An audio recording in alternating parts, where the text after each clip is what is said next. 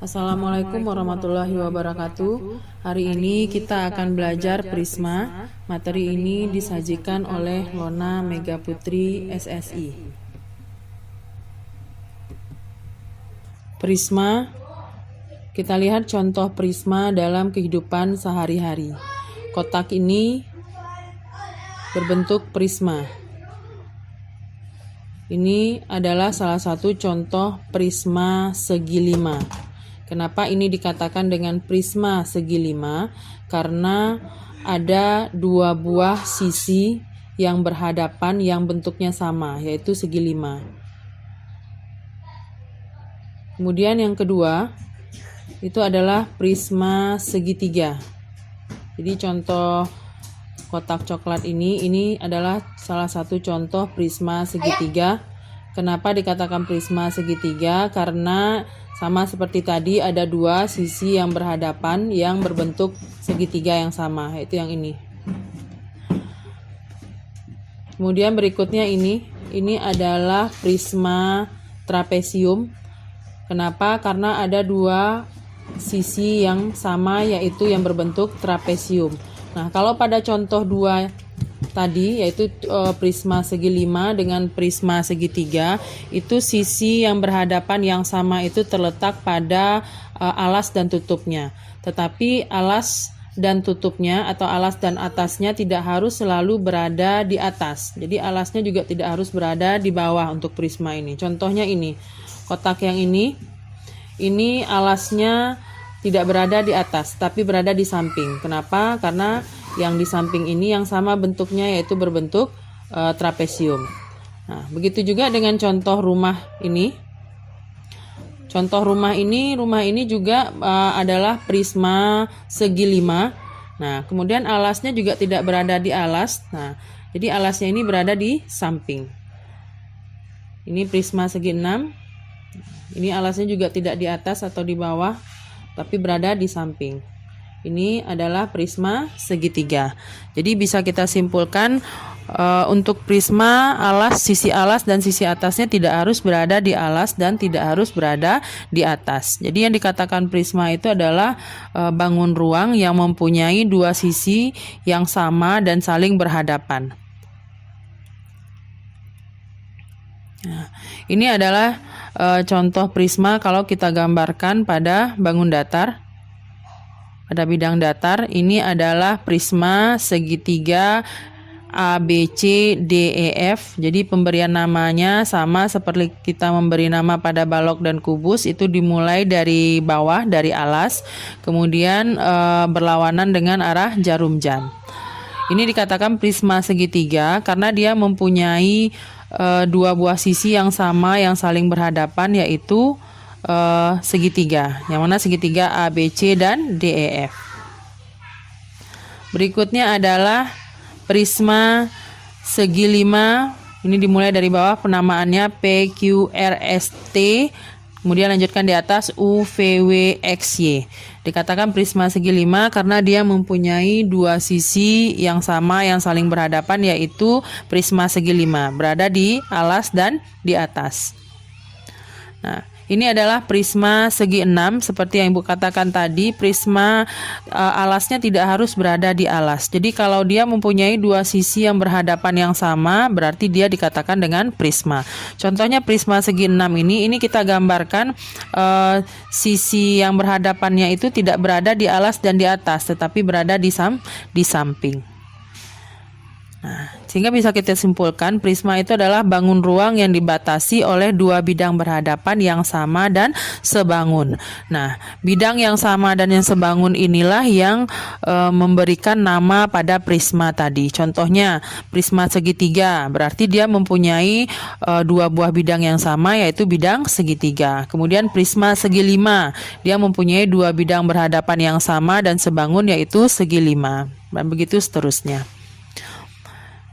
Nah, nama prisma sesuai dengan pemberian nama pada kubus dan balok, dimulai dari alas, kemudian bidang atas, dan berlawanan arah dengan jarum jam.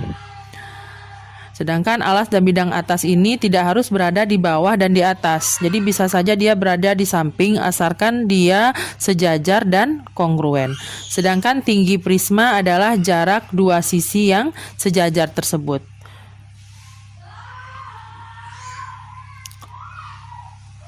Nah, unsur-unsur prisma. Prisma ini nanti akan terdiri dari 3 unsur, yaitu titik sudut, rusuk, dan sisi prisma.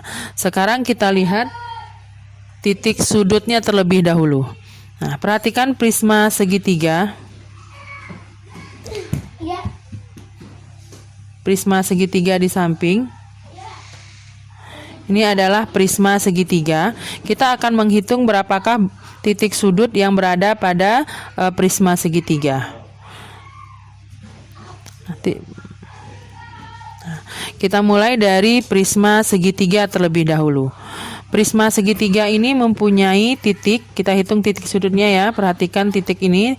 Nah, ini adalah titik sudut 1, kemudian 2,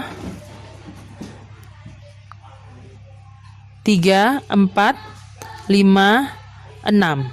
Jadi prisma segitiga mempunyai 3 titik sudut di alas dan 3 titik sudut di atas, sehingga kalau kita jumlahkan titik sudutnya ada 6.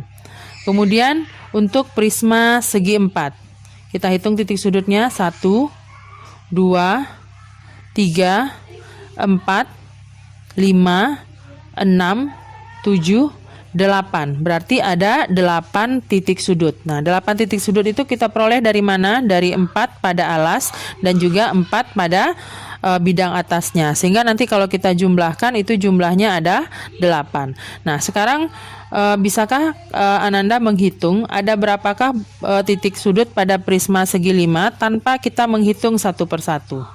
Nah, ini adalah titik sudutnya. Nah, kalau kita hitung satu persatu ada berapa? Ada 10. 10 itu dari mana? Dari 5 pada alas dan 5 pada bidang atasnya. Berarti untuk prisma segi 6 ada berapa titik sudutnya? Ada 12. Dari mana datang 12? Dari 6 pada bidang alas dan 6 pada bidang atasnya. Sehingga bisa kita simpulkan untuk prisma segi N, titik sudutnya nanti adalah 2 dikali dengan N. Contohnya, untuk prisma segi 7, tanpa kita menggambarkan kita akan tahu berapa jumlah titik sudutnya. Berarti kalau prisma segi 7, berarti 2 dikali 7 sama dengan 14. Yang mana 14 itu datangnya dari 7 pada alas dan 7 pada bidang atasnya. Berikutnya kita akan menghitung rusuknya. Nah, inilah yang dikatakan dengan rusuk, yaitu garis yang menghubungkan dua bidang yang saling kongruen tadi. Itu adalah rusuk tegak yang ini. Jadi rusuk tegaknya ada 3 buah.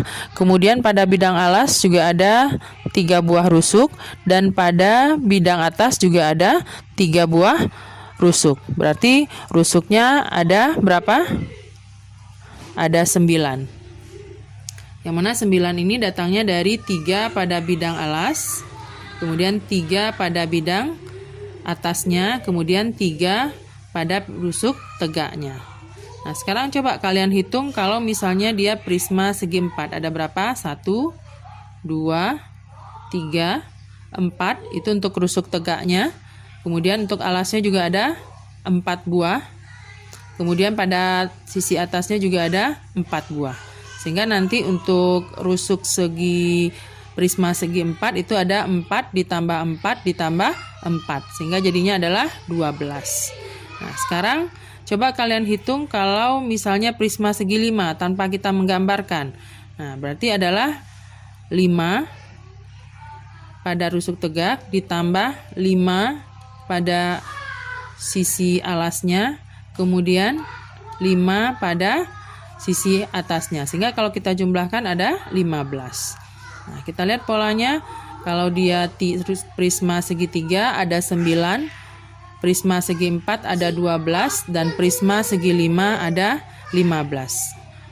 Nah, berarti kalau dia prisma segi 6, berarti 6-nya ada berapa buah? Juga ada 3 buah. Jadi 6 ditambah 6 ditambah 6 lagi. Jadi 3 kali 6-nya. Sehingga nanti dapatnya adalah 18. Nah, sehingga nanti kalau ingin mencari prisma segi N tanpa kita gambarkan, kita bisa tahu berapa jumlah rusuknya, yaitu 3N. Nah, kenapa 3N? Karena tadi 3 ini didapatkan dari rusuk pada sisi alas, kemudian satu lagi rusuk pada sisi atas, dan rusuk pada sisi tegaknya. Sehingga nanti dia ada 3N. Kemudian berikutnya sisi prisma. Sisi prisma itu sama dengan bidang yang membentuk bangunan prisma tersebut. Nah, contoh ini 1, 2, 3, 4, 5. Jadi pada prisma segitiga itu sisinya ada 5. Untuk prisma segi 4, 1, 2, 3, 4. Jadi ada 4 ditambah dengan alas dan atasnya. Jadi 4 ditambah 2 yaitu 6. Kemudian untuk prisma segi 5 berarti ada 2 buah untuk alas dan untuk atasnya, kemudian 5 buah untuk sisi tegaknya. Jadi 5 ditambah 2 sama dengan 7. Sudah kelihatan polanya? Berarti kalau dia prisma segi 6 ada berapa? 6 ditambah 2 jadi 8. Sehingga nanti kalau prisma segi N itu adalah N ditambah 2. Sehingga nanti kalau ingin mencari prisma segi 10 misalnya, berarti rumus sisinya adalah 10 ditambah 2. Jadi inilah rumus untuk titik sudut, rusuk, dan sisi pada prisma tergantung nanti seginya segi berapa. Berikutnya adalah diagonal bidang. Diagonal bidang adalah garis yang menghubungkan dua titik sudut yang saling berhadapan dalam satu bidang. Contohnya garis yang berwarna pink tersebut. Itu adalah salah satu diagonal bidangnya. Kemudian ini juga adalah diagonal bidang. Ini juga adalah diagonal bidang. Ini juga diagonal bidang. Jadi dalam satu buah bidang itu ada 2 buah diagonalnya. Ini contohnya prisma trapesium, diagonal bidangnya berarti ini juga adalah diagonal. Nah, ini juga adalah diagonalnya. Ini juga adalah diagonal bidangnya. Berikutnya jaring-jaring prisma. Jaring-jaring prisma ini kita dapatkan dari prisma yang kita gunting. Jadi jaring-jaring prisma ini tergantung cara kita mengguntingnya. Ini salah satu bentuknya, misalnya kita gunting di sini. Kemudian kita gunting di sini, kita gunting pula di sini. Nah, kita gunting di sini. Jadi atas bawahnya digunting, kemudian sampingnya digunting. Kemudian kita buka prismanya, sehingga nanti akan berbentuk seperti ini. Nah, ini adalah contoh jaring-jaring prisma yang kita dapatkan dari menggunting prisma tersebut. Nah, kita lihat di sini, ini namanya tadi adalah prisma segitiga. Nah, setelah kita gunting dan kita dapatkan jaring-jaringnya, kita dapatkan di sini ada 2 buah segitiga. Nah, inilah yang menjadi sisi atas dan sisi alasnya, atau 2 sisi yang berhadapan yang saling kongruen atau sama. Kemudian yang berbentuk persegi panjang ini adalah sisi tegaknya. Sekarang kita lihat contoh jaring-jaring prisma. Jaring-jaring prisma segitiga. Jadi dalam satu buah prisma ini, prisma segitiga ini dia bisa mempunyai banyak bentuk jaring-jaringnya tergantung cara kita mengguntingnya. Nah, ini adalah contoh. Nah, dari sini bisa kita lihat ini prisma segitiga, ini prisma segitiga, ini juga prisma segitiga, ini adalah prisma segitiga juga. Kenapa? Karena ada 2 buah sisi yang saling kongruen atau sama. Nah, sedangkan ini adalah prisma, jaring-jaring prisma segi 5. Kenapa ini jaring-jaring prisma segi 5? Karena ini ada 2 buah segi 5 yang saling kongruen atau sama dan saling berhadapan. Nah, ini adalah jaring-jaring prisma segi 6.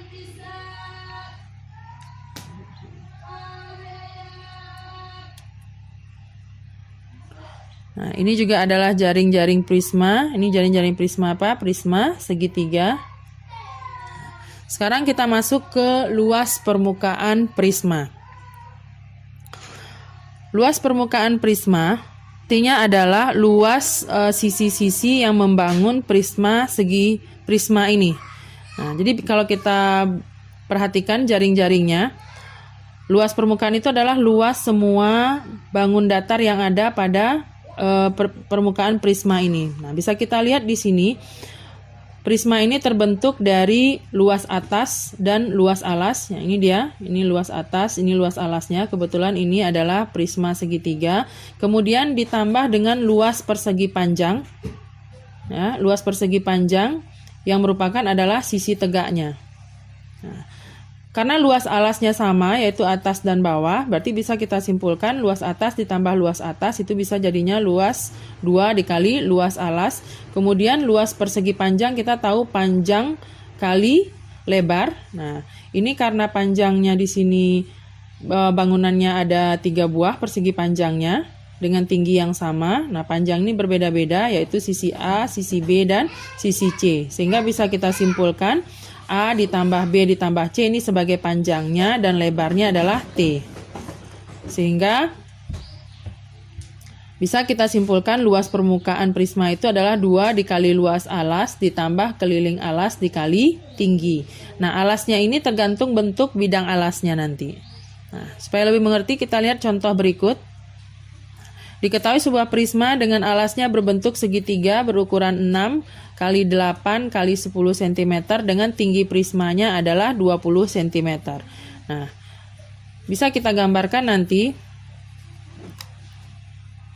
Nah, untuk mencari luas permukaan prisma tadi kita harus mencari luas alasnya terlebih dahulu. Nah, karena alasnya berbentuk segitiga, kita tahu rumus luas segitiga adalah setengah alas dikali tinggi. Nah, kita lihat di sini ukuran segitiganya adalah 6, 8, dan 10. Berarti ini adalah segitiga siku-siku. Kenapa segitiga siku-siku? Karena 6 kalau kita kuadratkan jadinya 6 kali 6, 36. 8 kita kuadratkan jadinya 8 kali 8, 64. Nah, 36 ditambah 64 itu kan 100, sama dengan 10 kuadrat. Berarti 6, 8, 10 ini adalah segitiga siku-siku. Nah, karena dia segitiga siku-siku berarti 6 dan 8 ini menjadi alas dan tingginya. Menjadi alas dan tingginya. Sehingga nanti bisa kita mencari rumus luas segitiganya itu dengan rumus setengah alas dikali tinggi. Nah, alas dan tingginya adalah 6 dan 8, kita dapatkan luasnya adalah 24. Atau bisa juga kita memakai rumus S. Nah, jadi rumus S ini dipakai kalau nanti segitiganya bukan segitiga yang mempunyai alas dan tinggi lagi. Jadi segitiganya segitiga sembarangan yang diketahui ketiga sisinya. Jadi kalau nanti segitiganya ada alas, ada tinggi, kita boleh pakai rumus luas setengah alas kali tinggi. Tapi kalau nanti segitiganya adalah segitiga sembarangan yang tidak mempunyai alas dan tinggi, tetapi yang diketahui adalah ketiga sisinya, kita bisa memakai rumus S. Nah, cara mencari rumus S ini adalah pertama kita cari dulu S-nya. S itu adalah jumlah sisi-sisinya atau keliling segitiga yang dibagi dengan 2. Nah, sehingga sini dapat S-nya adalah 12. Nah, rumus luas segitiga yang memakai S adalah ini, S dikali S kurang A dikali S kurang B dikali S kurang C diakarkan. Yang mana A, B, dan C itu adalah sisi-sisi dari segitiganya. Nah, bisa kita lihat di sini 12. S-nya tadi 12, kemudian 12 dikurang 6, 12 dikurang 8, dan 12 dikurang 10.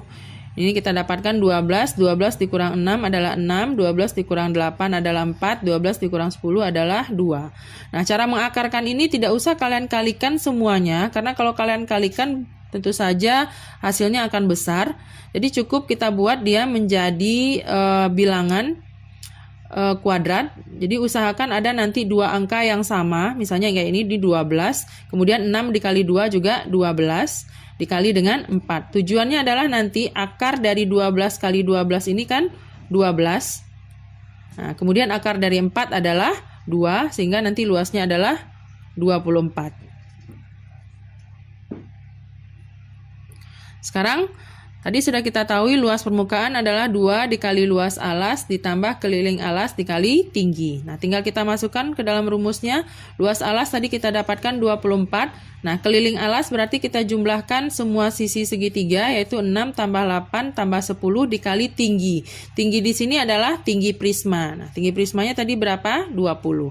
Sehingga nanti kita dapatkan luas permukaannya adalah 2 kali 24, 48. Kemudian ini kita jumlahkan, kita kali dengan 20, sehingga kita dapatkan nanti 48 tambah 480, sehingga luas permukaannya adalah 528. Berikutnya adalah volume prisma. Volume prisma ini bisa kita dapatkan dari sebuah balok yang kita potong seperti ini, menjadi 2 buah bagian sama besar. Dimana kita tahu volume balok itu adalah panjang kali lebar kali tinggi. Ini kita pindahkan. Nah, kita lihat di sini berarti yang menjadi alasnya di sini sekarang adalah segitiga. Nah, tadi sehingga volume prisma segitiga adalah setengah dari volume balok. Setengah kali P kali L itu kita tahu tadi adalah rumus luas segitiganya. Nah, sehingga kita bisa katakan volume prisma segitiga itu adalah luas alas dikali tinggi prisma. Jadi luas alas di sini tergantung nanti bentuk prismanya. Jadi kalau ini kebetulan prismanya adalah prisma segitiga, sehingga luas alasnya bisa kita katakan setengah kali P kali L atau setengah kali alas kali tinggi.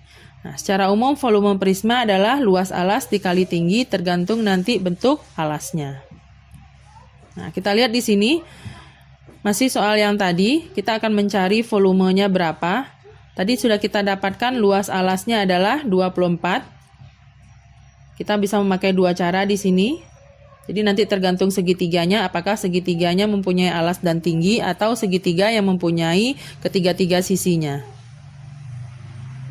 Nah, kita tinggal masukkan ke dalam rumus volume. Volume itu rumusnya adalah luas alas dikali tinggi. Berarti tadi luas alasnya 24, kemudian tinggi di sini adalah tinggi prisma. Berarti tinggi prismanya tadi 20, kemudian dapat volumenya adalah 480.